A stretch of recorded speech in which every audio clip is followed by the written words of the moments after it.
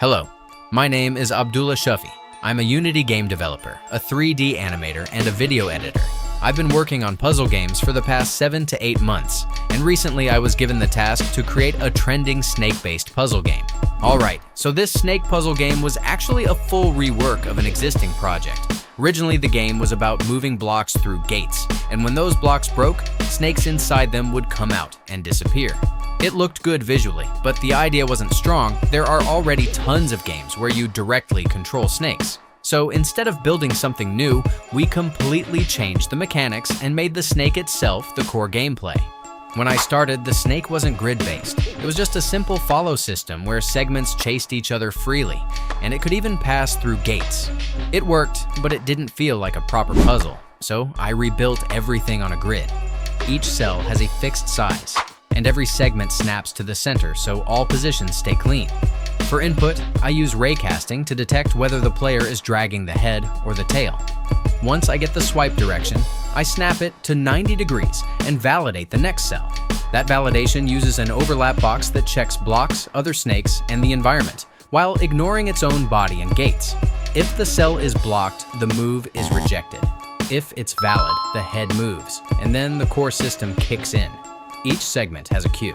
The head pushes its previous position to the next segment, which passes it down the chain, creating smooth follow-the-leader movement. Then I added tail dragging. To make that work, I reversed the entire chain using a flag. So instead of following the head, everything follows the tail. And when the drag ends, I only restore the chain after all segments stop. Otherwise, the cue breaks. Then came rotation issues. Each segment rotates using slurp toward the segment ahead, but during drag, especially from the tail, rotations were completely off. So I locked rotation during drag and manually controlled it for the tail. At this point, the system worked. But visually, it still felt wrong. The snake looked like it was breaking apart, and dragging it felt heavy and unnatural. So I decided to change the snake models. But that created a new problem. Now, 2 segments were fitting inside a single grid cell, which completely broke the feel of grid-based movement. The logic said 1 segment per cell, but visually there were 2. So I had to go back, adjust scale, spacing, and proportions until 1 segment properly matched 1 cell again. Then I hit another issue. The head was moving faster than the body. That turned out to be a queue sync problem, so I enforced step-by-step processing, so no segment skips ahead and everything stays aligned. At this point, I thought everything was done.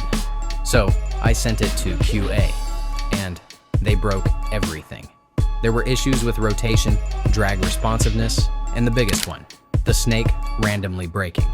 So first, I improved drag by tracking swipe velocity. Fast swipes move faster, slow swipes move slower, making it feel much more responsive. Then I started debugging the breaking issue. The first time I found it, it happened in a very specific case, when I moved the head forward by 1 cell and then moved the tail backward by 1 cell. That completely broke the snake. After checking the logic, I realized the issue was timing. The segments weren't getting enough time to update before new positions were pushed into the queue. Fixing that stabilized the system, so I thought it was done, sent it back to QA again, and somehow it still broke. This time I couldn't reproduce it in the editor at all, and QA didn't have clear steps, so I switched to mobile testing. I spent almost an hour just trying different movements, and finally managed to break it again. After repeating it multiple times, I found a pattern.